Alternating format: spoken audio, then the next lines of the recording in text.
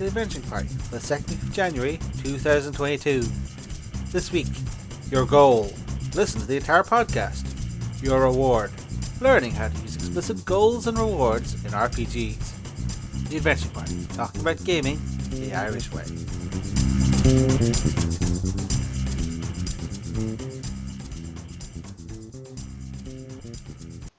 Welcome to the party. I'm Scarr. I'm Dave. I'm Owen. And we are here today to discuss rewards and maybe a bit of punishment. Jesus. It's suddenly become a little bit of a topic as the venerable lead writer on hit game Evolve has put his years of DMing knowledge onto YouTube in the form of a video about rewards and how to make better rewards for your RPG. And his basic premise is, I think, relatively simple. It's just making them more explicit. And it's just like the idea of, well, if you want to reward a player for someone, write down a goal on a piece of paper, put it in front of them, and on the back of it is the reward. And if they do the goal, flip it over, they get the reward. And the logic here is that by making the goal more specific and more clear, then that gives the players, a better idea of what they can do, as opposed to, them, grasping around for something to do. And, there's some pushback saying, well, if all goals are explicit, that's basically the same as railroading with carrot instead of stick. But what would people's takes on that be? I've done the quest card thing, either digitally or physically. It's a great way for reminding people to stay on task and, hey, what are we meant to be doing? So it's great from that point of view. Making every reward explicit is good, with the caveat that, do you still do surprise rewards? Or do you give away the end of the... if you've got a surprise in mind for when someone comes along at the end and, you get this special power that, I wasn't telling you explicitly, but was going to award you with if you did it. Or do I tell you, you're going to get this special power if you do this, and perhaps spoil a little bit of my campaign? Yeah, I think that's one of the things is like, we live in the very spoiler conscious modern world, and people can get very worried that, well, I can't give too much away. There has to be some surprise. Surprise is a very important part of the RPG experience. I'm not sure that's a proven truism. I think it's really just like people perceive it as being more important. But yeah, I would certainly go on a similar vein of, I think this is a good idea for the most part, because I'm not sure, like, any loss of great feeling from, I know everything that's going to happen, I feel is counterbalancing that the feeling of, I don't know what I'm doing. Like, I'm grasping around, like, there's like 10. Like, I look at the map, the player, the GM's perfectly laid out hex map, and I see, well, we could do anything. So what do we do? And it's just like, all of these things are full of horrible horrors. And do we go to this horrible horror? Do we die to the Medusas, or do we die to the slime god? Which way do we want to horribly get ourselves killed? Is that adding so much, that sort of idea of confusion of the world being too big for you? Maybe, but I don't think it's necessarily the optimal way for a lot of groups. Well, you see, you're losing out a bit on the joy of discovery, and there's an exploration element to RPGs that's an important and sort of pretty neglected pillar. Going to a place, finding out a place, and if I tell you in advance what you get for going somewhere, I give you a big hint about what's there, or I might even explicitly tell you what's there. And that's one, I mean, I think you might give them and basically reward, and you leave a space and say, or TBC or TB to be revealed later, or read or play and find out, PAFO. So I wouldn't necessarily go, hey, let's just, I'll tell you everything that's going to happen before it happens. Some people are, I would agree, too spoiler sensitive, but people who are spoiler sensitive are incredibly spoiler sensitive. So they freak out completely if they see anything that might hint at something that's about to happen. So you're gonna have to take that into account. Dave, what's your take on all this? Yeah, okay, I can definitely see an argument for clearly signposting options and rewards on the table. That could help. It could help groups who are indecisive or who have trouble coming to agreement on things with imperfect information. Yeah, I can see a case for it, certainly. I personally lean towards, I suppose, imperfect information, as in I think that's better for similitude, as in unless you make an effort to gather information, like it probably just shouldn't appear in front of you. Like I could see it as an idea useful elsewhere, but I'm not sure I'd use it myself. Yeah, I think there's sort of a thing like, how explicit should you go? Like, I don't think you should be total if you're doing that. Again, you're always going to have whatever particular things, but let's say you're running your standard D&D style. I don't think there's a problem saying, okay, if you go to the tavern and you roll on the rumors chart, and the rumors chart says that the great lost sword of counterattacking is in the Temple of Doomy Doom. I'm perfectly fine putting that down as a card, but you don't need to add in, the +3 spear that's 3 rooms further down, or the 10,000 gold pieces that are in the secret chamber 2 lefts from there. You wouldn't be giving total information. You would be giving, the information is not complete, but it's explicit. You're not trying to mislead players. You're trying to give them something to focus on. And I think part of the issue some people have is that it feels like players get this sense that if something is an explicit goal, then it has to be done. It cannot be ignored. That you're sort of leaving content on the table or something. Now maybe they do have good motivation. Maybe you have your party of rival adventurers and they know that if they go take treasures 1 and 2, the treasure 3 will be nicked from under their noses by the rivals or some faction in your game.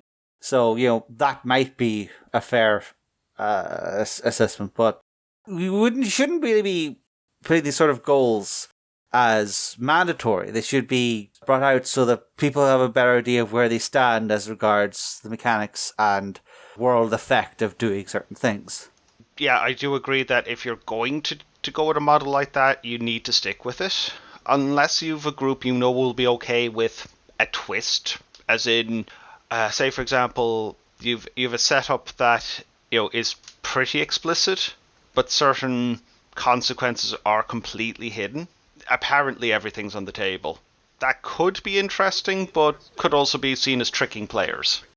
I don't know. I don't feel like, if the sword of perfect counterattack just happens to be embedded in the back of the gigantic sword golem, I don't think that's a trick so much as, a complication.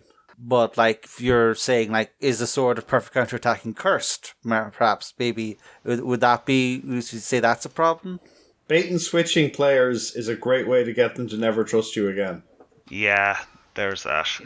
That's fun. Fundamentally, if you go, this is some out of character, here's the information, and you lie to the person the out of character information, why would I ever trust you again? Why would I ever listen to you again?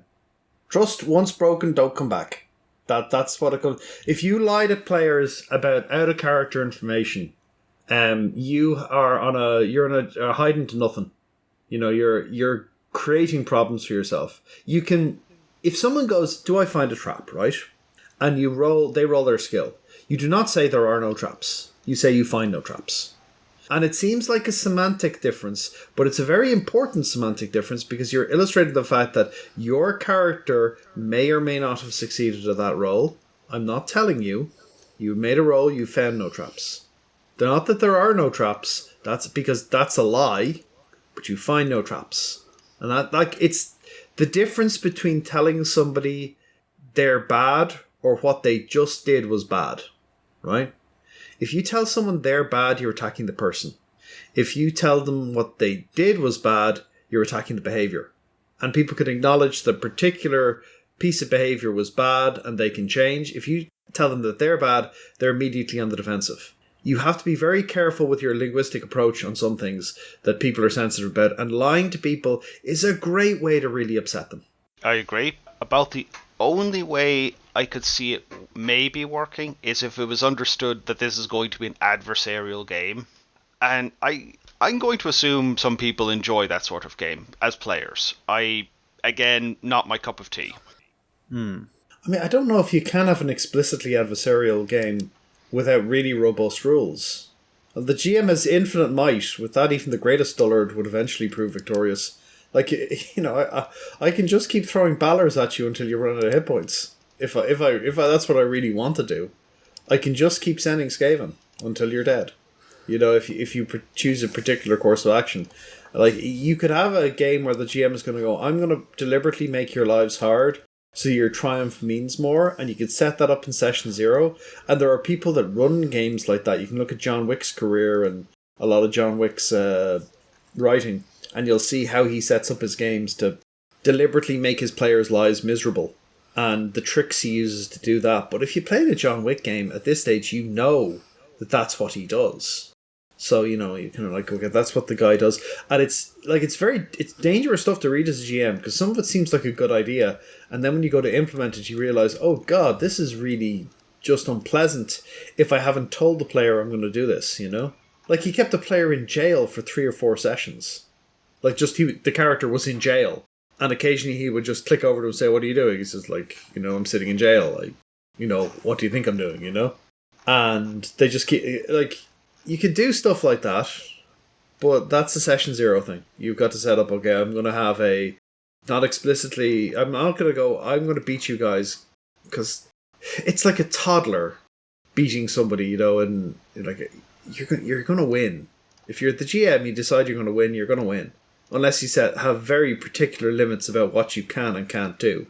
And as a GM, you can do whatever you want. So you're a god, but because you have infinite power, not because you should be respected as god. You're god because you have infinite power. You can do whatever you want, you know? Bit of Bruce Almighty there. And yeah, it's, I mean, so to go back to rewards, right?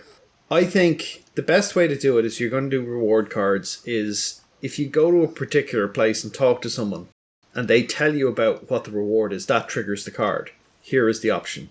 And you get a quest. So you work like a quest giver in an MMO. Here's a quest, here's a reward card. Why is that good? It gives people direction.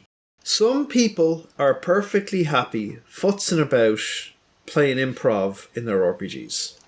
And for those people, just role-playing and talking crap and all this sort of stuff is what they want out of it. Other people actually want to go and do things, but may not be good at figuring out where to go, and what to do. There you go. There's your know what to do. For experienced players, they sometimes like, how many subquests do we have? What are we meant to be doing? It was a week ago. I was really busy. Give me those 6 cards. Let me look through what we can do. We're going to do this one this session. And everyone's like, yes, that's good. It provides a concrete progression. If you have this whole thing of, I have an epic campaign in mind, it's going to take 100 sessions, and end with the defeat of the Dark Lord, that is not enough reward for people. You need smaller rewards along the way. And so if you go, right, establish base of operations, you get this reward. If you go kill the lieutenant, you get this gear. That is then setting up people, okay, we have a big overarching goal that we're not going to reach for 99 more sessions, 2-3 years of play. Here are the concrete goals we can get done this session. So if you have issues with, I'm running this big sandbox and anything could happen, and you're kind of meandering around not getting stuff done, this is, bam, you can do that, or do that. Here are 3 things you could do. And the players can go, let's do that one. And then you go off and do that one. You've directed the play. You basically said, here's what you're going to do. Even in a sandbox, you go, here's 3 options. I'm not railroading you. You can do whatever you want. You can ignore all 3 of these if you want. But if you put stuff on them the players want, they're going to be like, I do want an assault battle mech. I do want a cure for my missing 2 legs. I do want, basically a sandwich with a bunch of turkey in it. I want those things, and those are the rewards. Let's go do them, you know? And that's how you direct the play with it. Like, if you say to somebody, right, there's a tyranny of infinite choice. Pick, do anything. Guys, you can do anything in this world. Anything at all. Anything at all. People will be paralyzed, right? If you go, there are 3 grannies you have to rescue. Which one would you like to rescue? It immediately focuses people in on what they're going to do. And if you give them infinite choice, people are paralyzed. If you give them even 1 or 2 parameters, people narrow down immediately, go, oh, cool, we can do this, or we can do that, or we should do this, you know, or we shouldn't do that one, we should do this one. Oh, these 2 are mutually exclusive, let's do that one. That's how you direct the play and keep good play happening, rather than kind of arguing the toss about what you're going to do. So it directs the play a bit better. It's great for that. It's great for going, if you want X, you have to do Y. And you make it a bit transactional. I want magical armor for my giant guy. It's like, okay, well, this is the only place to get that magical armor, because your guy's so giant. And then you've gone, okay, you have to do this bit. And that means the GM can go, well, I wanted them to go to this place. Here's how I get them to go to this place. And what's even better is it was their idea. Because that's where thing X is. I want X. You have to do Y to get X. That's the advantage of it. It's direct play. It's great from that point of view. It can be a bit of a spoiler, so you sometimes might need to go, okay, that's there, and I will accept the fact that this isn't a reward. It's not going to be a surprise, the reward, which is a loss, but you know what you're getting. And you can have more surprises in there to make up for it. I do think that if you're going to be using this sort of method, I do think you need to think about the flow of information in your campaign. Like, are you planning to get your players into the habit of asking for more details about any goal that comes up? Like, are you going to provide ways for them to get information? Like, if they read about this sword, are you going to say, well, if you go to the sword sage up the top of this mountain, he will tell you exactly what curses it has and exactly how many swords the sword golem has that you have to sort through to get to the sword, and so forth. Like, or are you how much? Like, you don't necessarily need to give away everything, of course, but you should, as DM, think about like how much and how easily can information about a goal be found. Like, maybe you want to have just finding the basic goal be a quest in itself. Like, you're looking for something to do, you have to go to faraway lands and speak with the head monk of the butterfly temple and get your quest took that way.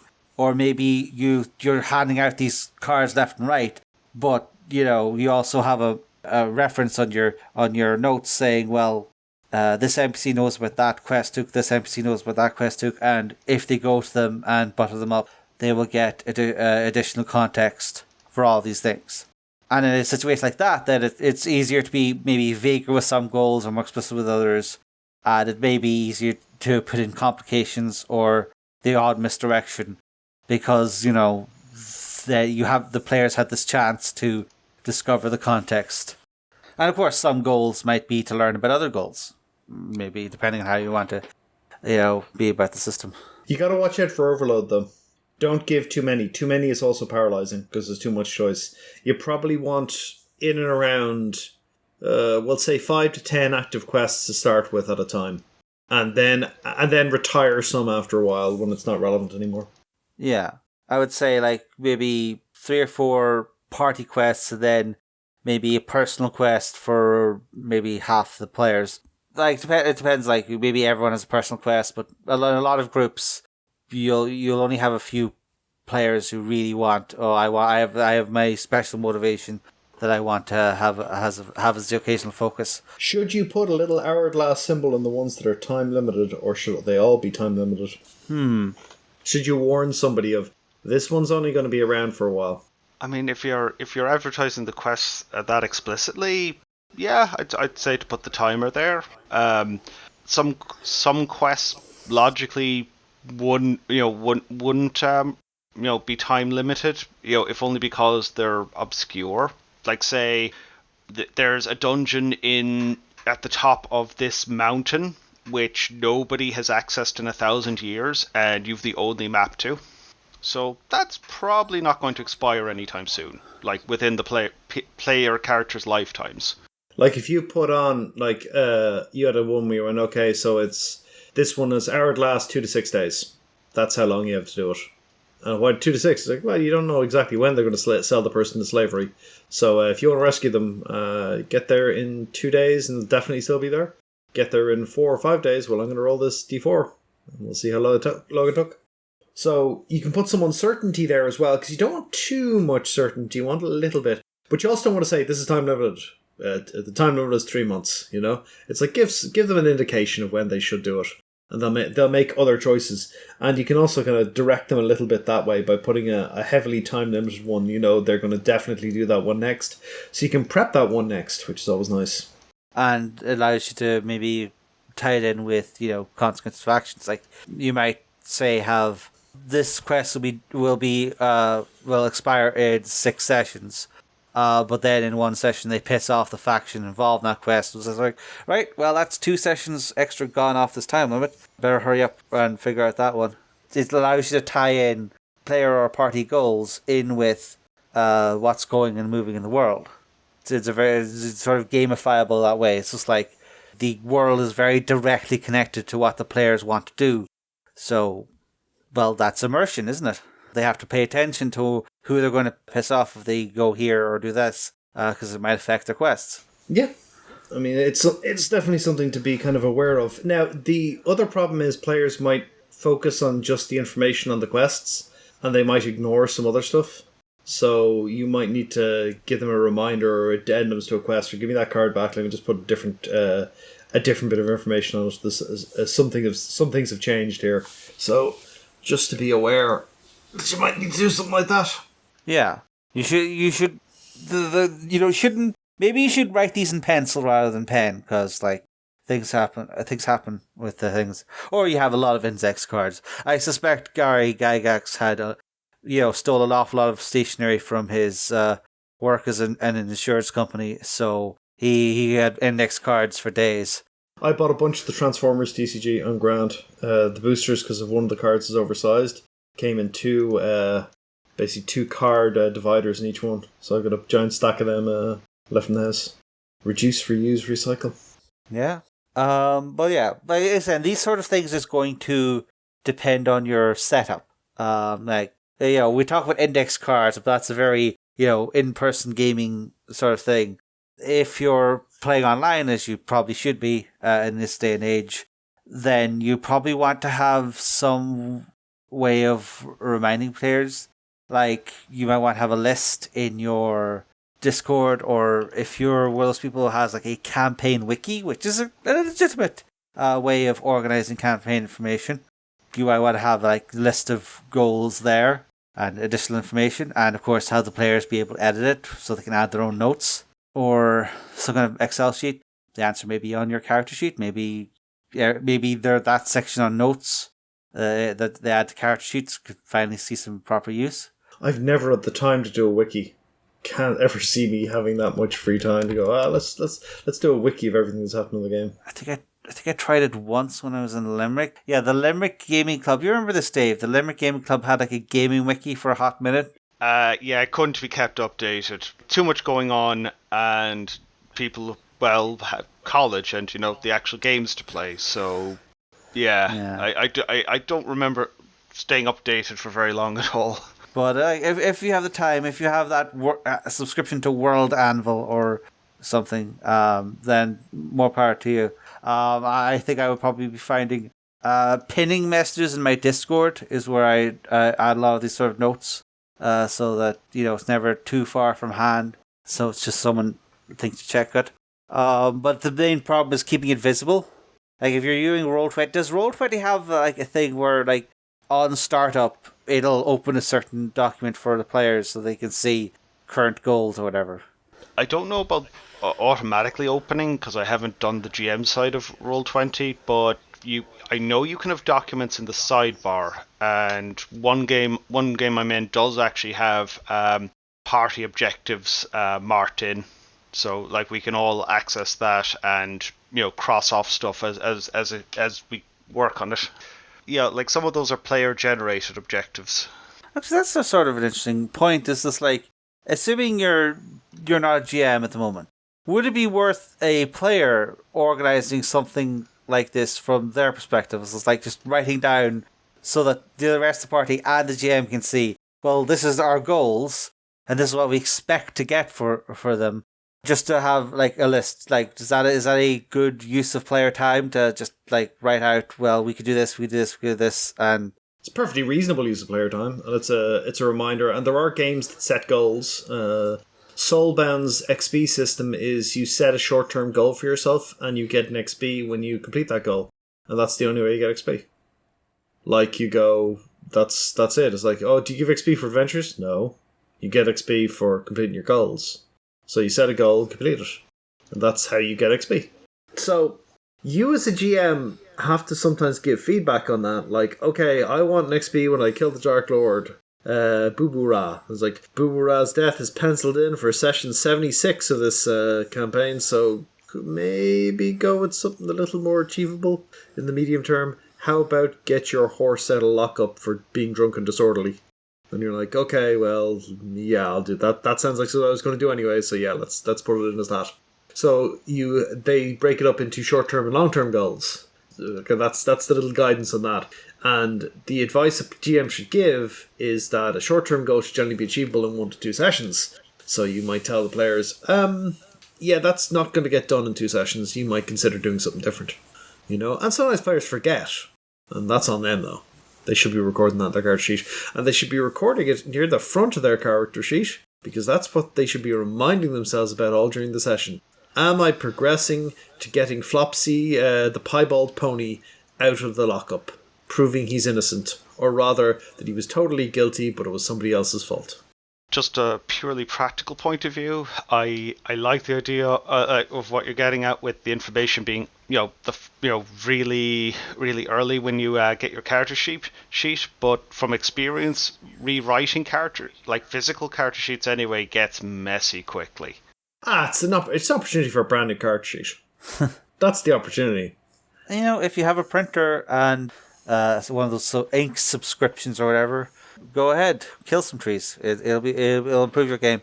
Electronic character sheets, probably it's best to have like a little goals section somewhere, if at all possible. You can also get a stack of postage notes for not a lot of money, and that will probably suit you for an entire campaign. Like a pack of 50 will probably suit you for another campaign, and what's that going to cost? Yeah, that's a fair point.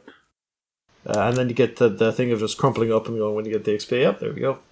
Okay, so I had a sort of side thought on this. This is sort of a talk about how explicit rewards should be. But is there sort of a flip side to that? Just like, how explicit should undesirable behavior be? And this is maybe a bit more mechanically focused stuff. It's just like, I'm trying to think of a good example. I keep thinking of like storyteller style games. The stuff like no vampire superheroes with katanas and trench coats as a sort of table rule.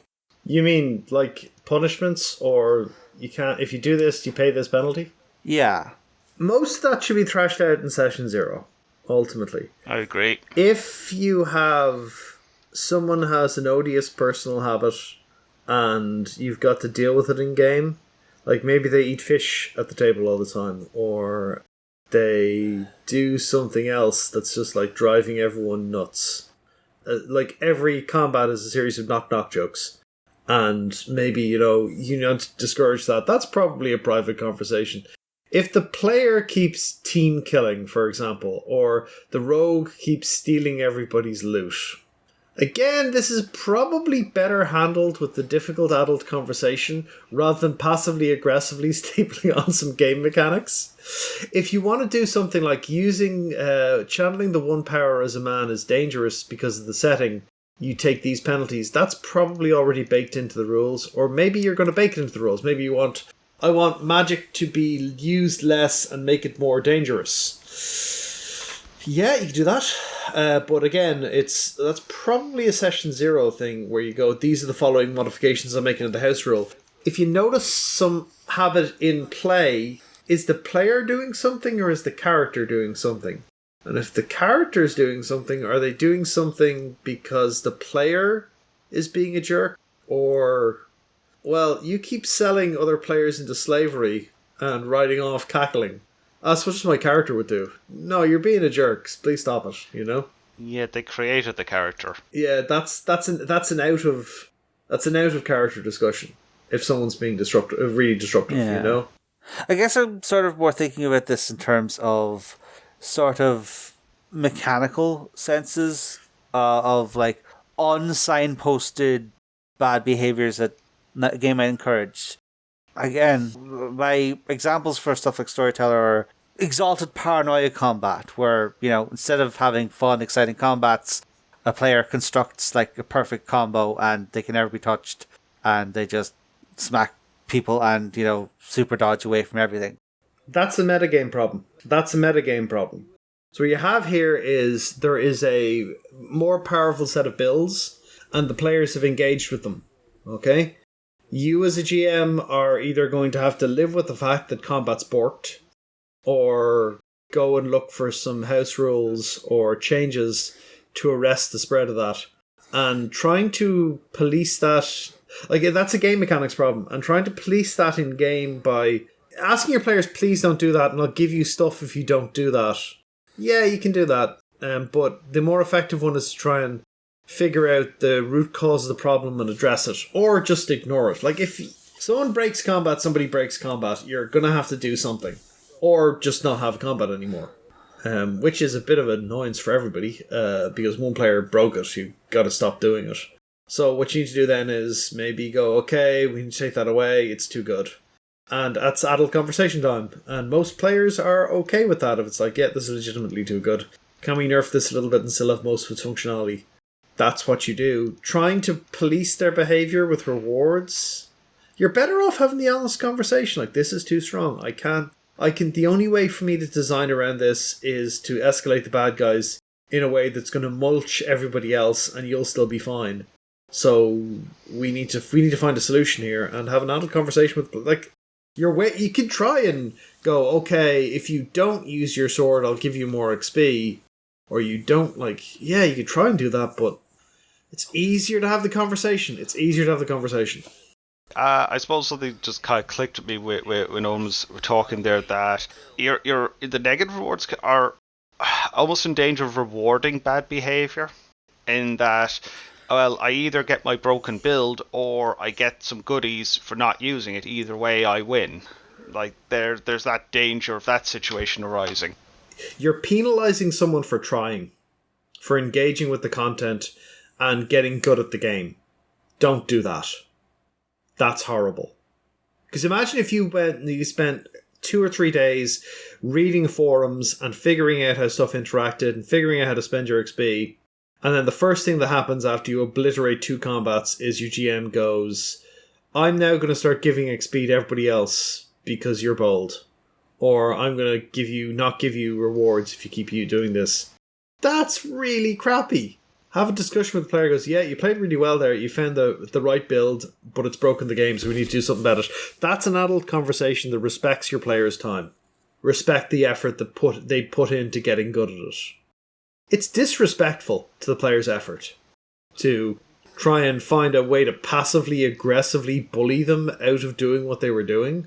No, you gotta man up occasionally. The game designer has let you down.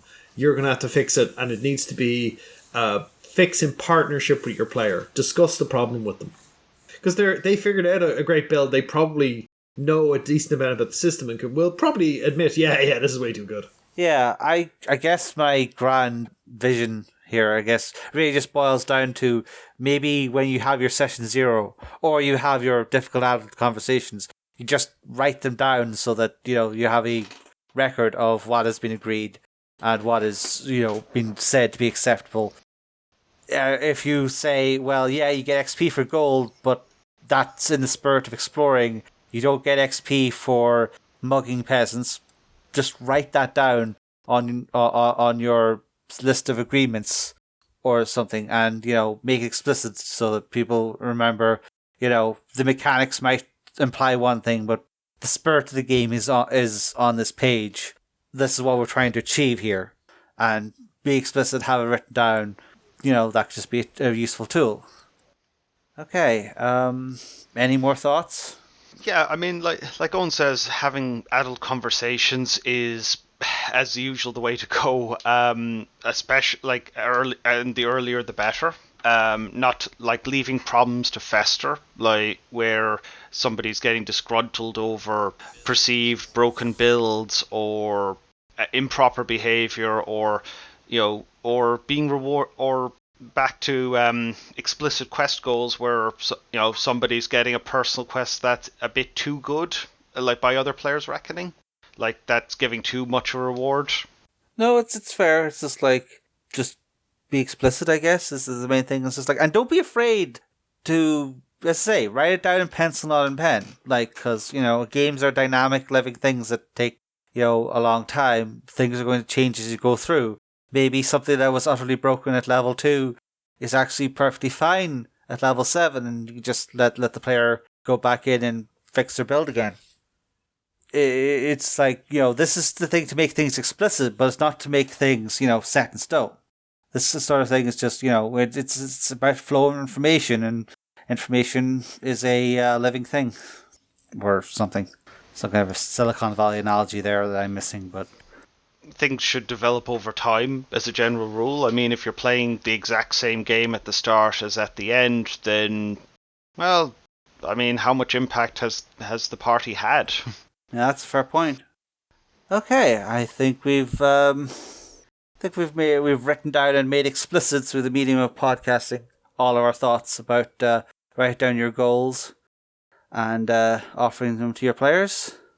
If you've had any experience with this and would like to regale us with tales of how it worked perfectly or destroyed your campaign, you can hit us up on our social media, such as our Discord, Facebook, or I guess we have a Twitter. Any final pithy words? Talk to your players, talk to your GM. Be okay with handing out the cards. Okay, let us put this down explicitly for the benefit of all, so that all may see this. This party's over.